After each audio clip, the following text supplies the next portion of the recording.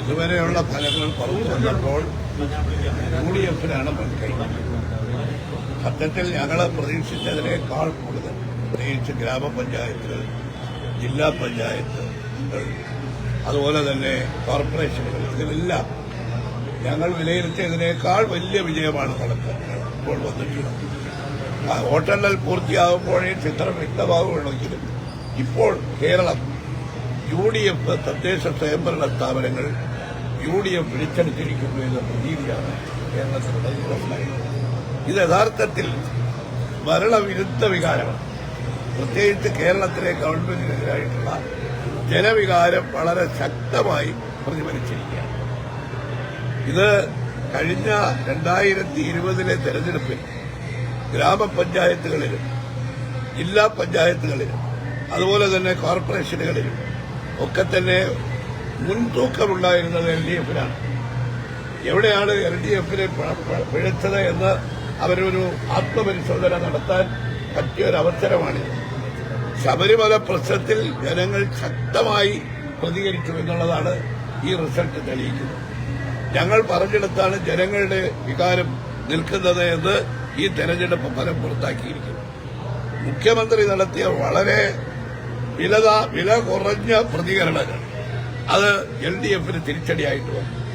മുഖ്യമന്ത്രി രാഹുൽ മാങ്കൂട്ടത്തിന്റെ പ്രശ്നത്തിൽ നടത്തിയ ഒരു വിലയിരുത്തൽ UDF-കാരെല്ലാം സ്ത്രീലമ്പടന്മാരാണെന്ന് പറഞ്ഞു.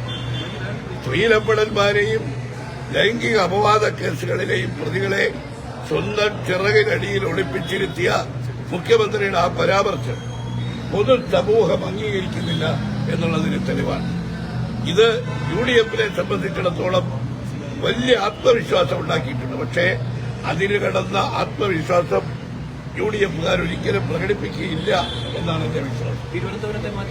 തിരുവനന്തപുരത്ത് ഉണ്ടായ ഒരു പ്രത്യേകത മുഴുവൻ റിസൾട്ടും വന്നുകൊണ്ടേയിരിക്കുകയാണ്. ഒന്ന് ഞാനിപ്പോൾ പറയാം. തിരുവനന്തപുരത്ത് LDF-ഉം BJP-യും തമ്മിലുള്ള അന്തർധാര നന്നായി വർക്ക് ചെയ്തിട്ടുണ്ട്.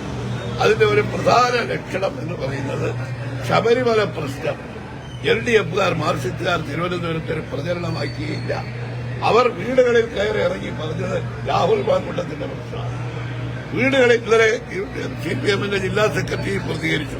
ഞങ്ങൾ ഈ തെരഞ്ഞെടുപ്പിൽ രാഹുൽ മാങ്കൂട്ടത്തിന്റെ പ്രശ്നം UDF-ന് വലിയ തിരിച്ചടി ഉണ്ടാവും. കഴിഞ്ഞ തവണ 9 സീറ്റാണല്ലോ UDF-ന് കിട്ടിയത്. ഇപ്പൊ അതിന്റെ ഇരട്ടി സീറ്റുകൾ ഇപ്പൊ എത്തിക്കഴിഞ്ഞു.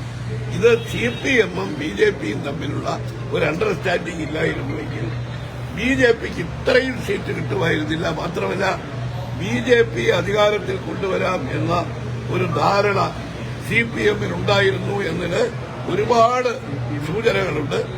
പൂർണ്ണ ഫലം വരുമ്പോൾ കുറെ കൂടി വ്യക്തമായി ഞങ്ങൾ പറയും. ഇപ്പോഴത്തെ ഒരു പിക്ചറിൽ തിരുവനന്തപുരം CPM ഭരിക്കുന്നതാണോ BJP ഭരിക്കുന്നതാണോ? ഞങ്ങൾ ഒരിക്കലും CPM ഭരിക്കുന്നതിനെ ഞങ്ങൾ അനുകൂലിക്കുന്നില്ല. അതുകൊണ്ടാണല്ലോ CPM അല്ല BJP ഭരിക്കുന്നതിനെ ഞങ്ങൾ അനുകൂലിക്കുന്നില്ല. CPM-ഉം BJP-യും തമ്മിൽ ഏതാണ് മെച്ചം എന്ന് ചോദിച്ചാൽ ഇത് കണ്ടില്ലേ, രണ്ടുപേരും തമ്മിലുള്ള അന്തർധാരയും രണ്ടും ഒരുപോലെയാണ്. തിരുവനന്തപുരം നഗരത്തിന് വാസ്തവത്തിൽ വലിയ അപകടമുണ്ടാകാൻ പോകുന്നു.